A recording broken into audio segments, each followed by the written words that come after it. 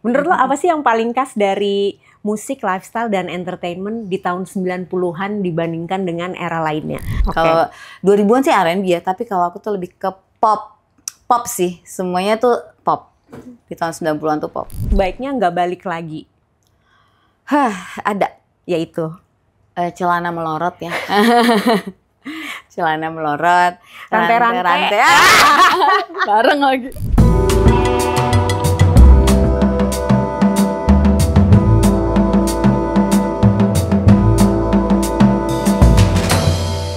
Lona Cindy. Hai.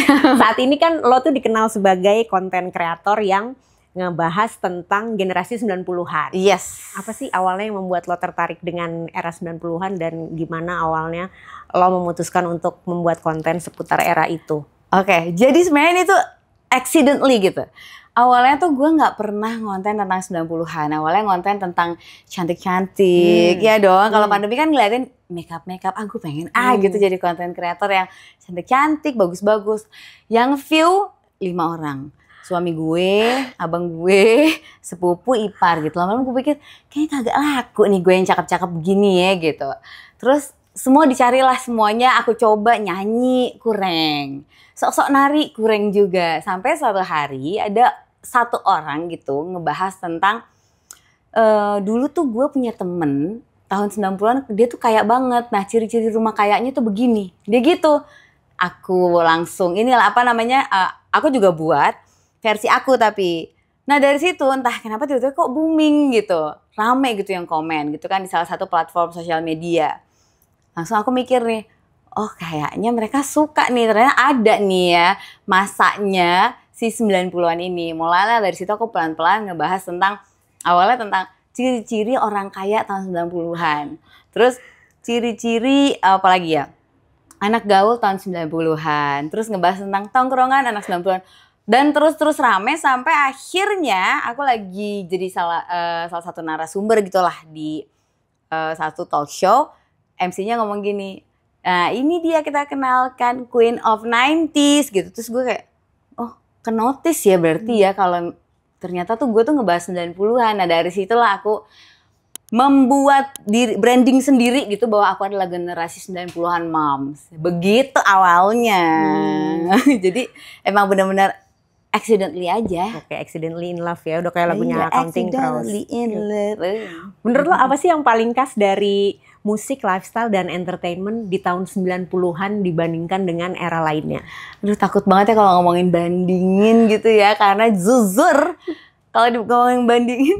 Sekarang bagus. Semua bagus. Musiknya bagus. Vokalnya juga bagus ya. Dengan riff raff itu. Tapi menurut aku di tahun 90-an, 80-an itu musik itu lebih punya nyawa gitu. Kayak dipikirin banget gitu loh Kak. Kayak dari intro aja tuh gue berasa langsung hidup gitu. Kayak intro salah satu lagu misalnya ya contohnya aja Glory of Love gitu. Dari mulai teng teng teng gue kayak gitu ya kan kayak langsung benar-benar deh. Jadi memang yang membedakan gue nggak tahu apa yang membedakan tapi for me 90-an selalu yang terbaik. Gitu musiknya, buat aku sih itu. Sebagai remaja di tahun 90-an dulu nih ya, seperti apa sih keseharian dan lifestyle seorang Lona Cindy yang lo jalanin di era itu? Sejujurnya aku adalah anak baik.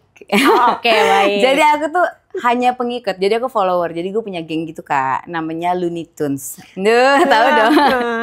Jadi setiap anak tuh kayak punya karakter. Soalnya kita kan gitu ya, kalau tahun 90-an tuh harus punya geng-gengan gitu. Nah, geng aku tuh namanya Looney Tunes. Karakter aku tuh dulu di situ Porky Pig, karena aku suka Porky Pig gitu lah gitu. Nah, biasanya kita itu selalu nongkrong, sebenarnya main kemana-mana sih. Ke mall, ke parkit ya, ke Wiwi, Roti Bakar Edi. Tapi paling sering itu kita ke PIM. Karena mostly memang kita itu daerah, rumahnya tuh Bintaro, Radio Dalam, Cipete, aku jadi ya ke Pondok Indah Mall. Itulah base camp kita setiap Sabtu udah pasti ada di PIM. Jakarta Selatan ya berarti ya. Selatan banget. Jadi kalau di PIM itu dulu tempat hangout favorit lo pas saat lo remaja itu di mana? karena dulu uangnya masih dari orang tua, jadi di dermaga kita beli es teh bersama, kadang-kadang ice tea berdua gitu. Jadi ya di dermaga food court. Ada yang inget gak? Iya, inget. Ya Allah, zaman dulu banget ya. Zaman dulu banget kan. Terus agak maju nih ke era tahun 2000-an ya, 2008. Lo tuh kan lu pernah sempat punya grup ya, band namanya Dua. Itu lagu hitsnya tuh judulnya Kau tuh sekarang tuh masih sering loh diputer di radio-radio tuh masih sering.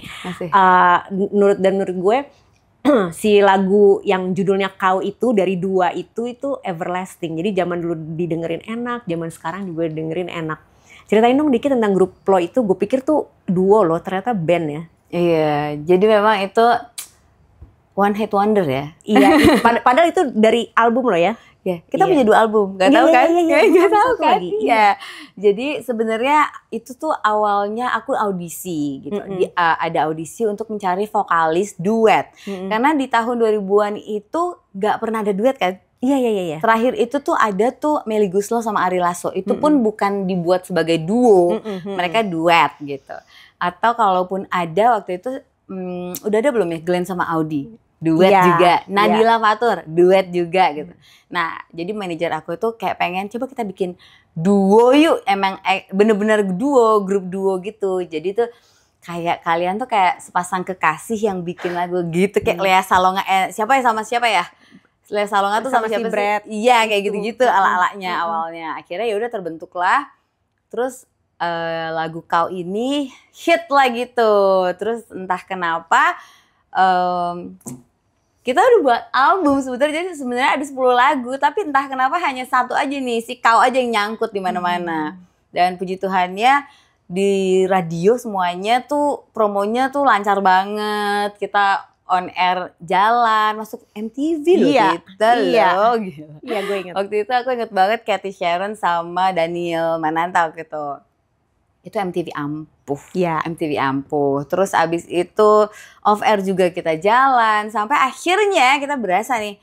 Ini kalau kita off air di luar kota, di Jakarta, di sekolah-sekolah semuanya. Kayaknya budgetnya abis buat additional nih, buat band. Ya kan? Karena kan kita dibantu band kan. Jadi kita 2 yang manis band, ya udah mereka bekerja sebagai band aja. Akhirnya bagaimana kalau kita menjadi band aja? Jadi sama rata uangnya gitu, kayak gitu. Dan sampai sekarang sayangnya Dua udah nggak ada karena ini lucu banget. Karena vokalis cowoknya jadi dokter, drummernya jadi pilot, terus abis itu si siapa lagi ya? Gitaris yang satu lagi hijrah. Yang satu lagi memang udah basisnya nggak mau lagi karena memang harus kerja kantoran. Dan gitarisnya sang pencipta lagu yang punya semua lagu itu sekarang udah lagi megang salah satu artis, diva gitu. Jadi sisalah aku, ya masa aku solo kan nggak mungkin. Ya udah selamat menikmati aja lagu-lagunya di radio. Tapi mungkin kami belum kembali, kalau nanti Kak Prita yang akan membawa kami kembali, kita nggak tahu ya kan pemirsa. Genre musik apa sih yang paling merepresentasikan vibe tahun 90-an menurut lo? Pop, R&B. Itu. Kalau 2000-an sih R&B ya, tapi kalau aku tuh lebih ke pop. Pop sih, semuanya tuh pop. Di tahun 90-an tuh pop. Seperti kayak apa tuh? Artis-artis atau band 90s favorit lo saat itu apa aja sih? Yang sampai sekarang ya? Sampai banyak banget. Iya. Baru nonton semalam The Course. Oh iya. Itu kedua kali ya? Iya, kedua kali. Dan masih seprima itu gitu. Gimana ya kita nggak cinta gitu loh. Maksudnya musiknya nggak diganti, nggak berubah. Itu yang paling aku suka dari band-band 90-an ketika perform. Nggak ada perubahan aransemen. Kan enak banget kan Kak. Maksudnya mau ngapain dirubah, mohon maaf, kadang-kadang kan ada juga ya pengen kayak oke, kita harus rubah aransemen supaya terlihat lebih keren gitu. Tapi menurut aku esensinya bukan itu. Esensinya tuh nyawa di lagunya. Dan The Course tadi malam tuh gila, top notch banget. Mereka nggak merubah aransemen apapun, suaranya sama, aransemennya sama, ketukan drumnya sama, aduh bagus banget lah pokoknya. Bener-bener aku tuh yang tadinya, aku tuh sebenarnya duduknya platinum. Tapi aku mundur ke belakang, aku diri hanya demi loncat-loncat. Iya, jiwa 90-an aku tuh tidak bisa gitu duduk manis. Selain The Course siapa lagi yang lo suka? Kak, gue suka semuanya sih Kak. Kalau misalnya Beberapa di antaranya ya, yang sampai sekarang masih aku dengerin. Masih aku dengerin itu yang pasti harus tuh pasti The Cranberries. Aku udah, aduh itu udah suka banget lah. Alanis Morissette. Terus Foo Fighters. Terus siapa lagi? U2. Siapa lagi? Banyak banget. Aku tuh emang punya playlist dan ya itu aja. Pokoknya itu ya, nama-nama itu ya, iya. beberapa di antaranya. Yes. Terus konser band 90-an apa sih yang paling berkesan yang pernah lo tonton selain The Course ya? Iya. 90-an. Sebenarnya semua berkesan, cuma yang paling berkesan itu kemarin di acara 90s Festival itu ada Frente. Bizarre Love Triangle, Yeah. Ordinary Angels. Nah, orang kan hanya tahu itu ya. Aku tuh tahu sealbum-albumnya. Iya. Jadi aku cinta banget sama Frente karena menurut aku sederhana tapi musikalitasnya tuh gila gitu. Jadi kayak nggak ketebak-ketebak gitu loh. Aduh. Jadi kayak kemarin pas nyanyi di konser itu, gue tuh teriak-teriak sendiri. Yang lainnya mungkin merasa aku kayak orang gila ya, kayak berisik banget ya Anda. Tapi Frente gitu, dan dia udah granny gitu. Oh, iya. Kebayang gak sih dia udah rambutnya udah putih, dengan suara yang masih prima dan sama persis sama di rekaman voice-nya gitu, persis. Keren kan? Keren. Keren banget. Gue juga suka si Frente dengan si album yang covernya ikan itu kan, yang kuning orange itu. Yes. Nextnya lo pengen nonton siapa sih band 90-an? Aduh, kalau kepengen tuh pengennya siapa gitu? Gue sih pengennya kalau boleh datang Alanis Morissette ya. Iya kan? Alanis Morissette kemarin terakhir aku lihat, atau nggak Spice Girls sih, mungkin nggak ya? Itu juga gue pengen banget nonton itu Spice Girls. Mungkin nggak ya? Cuman Indonesia juga banyak. Aku masih pengen banget nonton Dewa. Dewa kayak ada deh. Nanti akan ada Dewa, tapi Dewa 19. Oke, ya, spesifik. Iya, benar-benar Ari Lasso gitu. Karena waktu di 90s Festival tuh kan ada 3 tuh penyanyinya semua muncul. Itu gila ya Kak ya, maksudnya kok bisa nyawanya beda semua gitu. Dan tapi memang yang paling menusuk kalbu adalah Ari Lasso sih. Makanya aku pengen banget nonton Ari Lasso lagi. Padi juga aku pengen banget Padi. Apalagi ya? Banyak sih, masih pengen semuanya kembali lagi gitu kalau bisa. Moga-moga ya tahun ini 90s Festival siapa nih ya line up-nya ya? Nggak tahu. Ya ntar kita lihat. Belum ada nih. Kalau tren fashion atau lifestyle 90-an yang menurut lo masih keren sampai sekarang tuh apa sih?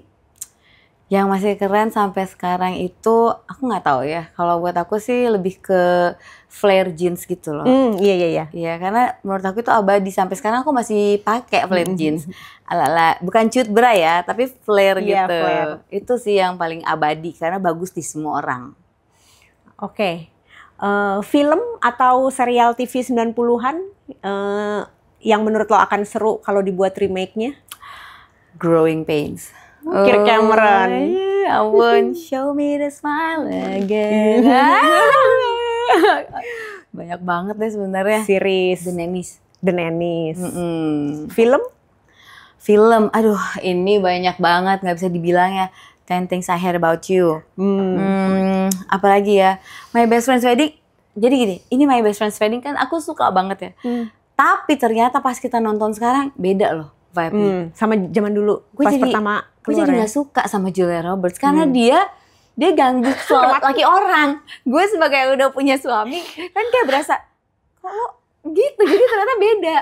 Pas zaman aku masih single, aku suka banget My Best Friend's Wedding karena aku tuh Julia Roberts banget. Sekarang pas aku nonton, Julia Roberts tuh bangke lu jahat banget lu, gila nyium laki orang lagi gitu. Jadi beda gitu ya vibes-nya ternyata gitu. Oke. Tantangan terbesar lo dalam membuat konten tentang era 90-an mungkin untuk generasi yang nggak mengalami langsung ya era tersebut, tantangan terbesar lo pas bikin konten 90-an tuh apa sih? Sebenarnya tantangan terbesar tuh banyak gitu karena nggak semua orang relate sama tahun 90-an kan, terutama yang lahirnya di tahun 2000-an gitu. Tapi lebih besar lagi tantangannya adalah semakin banyak kreator yang membuat konten 90-an. Dan buat aku harus cari apa lagi ya supaya aku tuh berbeda gitu. Nah, itu yang paling berat sekarang buat aku. Makanya sekarang tuh lagi ngulik lagi apa yang harus aku kerjain lagi supaya tetap 90-an ini tuh aku tetap kembangin versi aku gitu. Jadi nggak walaupun banyak nih muncul semuanya. Coba deh lihat aja sekarang tuh gue udah ngelihat bahwa ini bahas 90-an. Oke, ini dia udah bahas 90-an yang tadinya beauty tiba-tiba 90-an nih. Yang tadinya ini home decor 90-an nih. Jadi kayak tapi kan kita nggak bisa ya. Kita nggak bisa pikir itu kan niche gue, nggak bisa. Itu ya udah pilihan orang. Jadi tantangan terbesar aku justru gimana caranya supaya aku tetap punya karakter yang beda tapi tetap membahas 90-an. Tapi kalau untuk generasi Gen Z dan segala macam ya, believe it or not, banyak banget followers aku yang mereka tahun 2000-an dan mereka bilang, "Kak, ini dulu mamahku begini." Kebayang nggak? Itu kesukaan mamahku loh, Kak. Ini parfum mamahku zaman dulu. Oh, aku sama mamahnya seumuran. Itu. Ada nggak sih tren era 90-an yang menurut lo sebaiknya nggak balik lagi? Ada. Yaitu? Celana melorot ya. Celana melorot. Rantai-rantai. Bareng lagi. Rantai-rantai. Padahal gue pakai rantai-rantai dulu ya. Iya, rantai-rantai. Terus apalagi ya, itu aja sih. Sisanya sih aku pikir gak terlalu jelek amat lah ya. 90-an oke kok. Justru kita kreatif di tahun 90-an. Bahkan yang aku pengen balik lagi tuh mobil sih. Mobil-mobil 90-an tuh kayak pengen ngeliat lagi mobil dengan karakter-karakter unik-uniknya lagi. Nah itu aku kangen banget tuh ngeliat kayak gitu. Kalau pager lo pengen balik lagi gak? Aduh, susah ya. Coba mungkin lo bisa terangin dulu. Mungkin lo nggak tahu ya pager itu apa sih sebenarnya yang namanya pager itu, mungkin Lona bisa terangin nggak? Sebenarnya gini, aku tuh jujur aku nggak punya pager, bokap gue punya pager. Jadi pager itu adalah salah satu alat komunikasi untuk kita tuh menghubungi si punya pager ini, tapi kita harus menghubungi operator dulu untuk ngomong nih. Jadi kita telepon dulu, bilang untuk nomor 33702, ya pesannya apa? Pesannya, Papa nanti pulang tolong beli martabak. Tolong dikirim 2 kali ya Mbak. Oke baik, tadi bacain lagi deh tuh. Papa nanti pulang tolong beli martabak. 2 kali ya saya kirim ya. Terima kasih gitu. Jadi ribet banget tuh sebenarnya kayak gitu. Cuman kalau untuk balik lagi, nggak usah lah ya. Repot. Udah enakan ada handphone sama smartphone ya sekarang ya. Betul. Kalau di tahun 90-an dulu udah ada sosial media platform ya, tapi lo cuma bisa pilih satu. Mana yang menurut lo paling cocok untuk ada di era itu? Lo cuma boleh pilih satu ya, sosial media platform. Di saat kita lagi senang-senang hangout ya, di saat kita lagi party-party di parkit itu, tapi sosial media platformnya cuma satu. Yang mana? Oh my God, susah nih. Jujur kalau tahun 90 kayak nggak pengen, karena ternyata biar nggak ada barbuk. Iya, pertama biar nggak ada barbuk, kedua biar kita tuh karena tahun 90-an kita tuh jadi nggak sibuk sama handphone, kita ngobrol, kita mencari kesibukan gitu, kayak misalnya di mobil gitu ya. Kalau aku zaman dulu sama kakak gitu, ya kita ngeliatin aja jalanan, ngeliatin pohon, terus abis itu kabelnya lewat 1, 2, nggak ada tuh yang ngeliatin gadget. Jadi menurut aku nggak usah balik lah. Kalaupun ada satu, Friendster aja lah, atau Path, karena ada fotonya. Terus penting nggak ya Path ya? Aduh apa dong? Ya udah Friendster boleh nih, supaya kita lebih alay gitu, alay-alaynya gitu, dapet gambar-gambar, terus bisa gonta-ganti background gitu. Instagram kan nggak ada ya gonta-ganti background. Friendster bisa kan? Friendster lah boleh lah. Thank you semua yang udah nonton episode ini. Kalau kalian suka, jangan lupa like dan subscribe dong pastinya. Sampai ketemu di episode selanjutnya.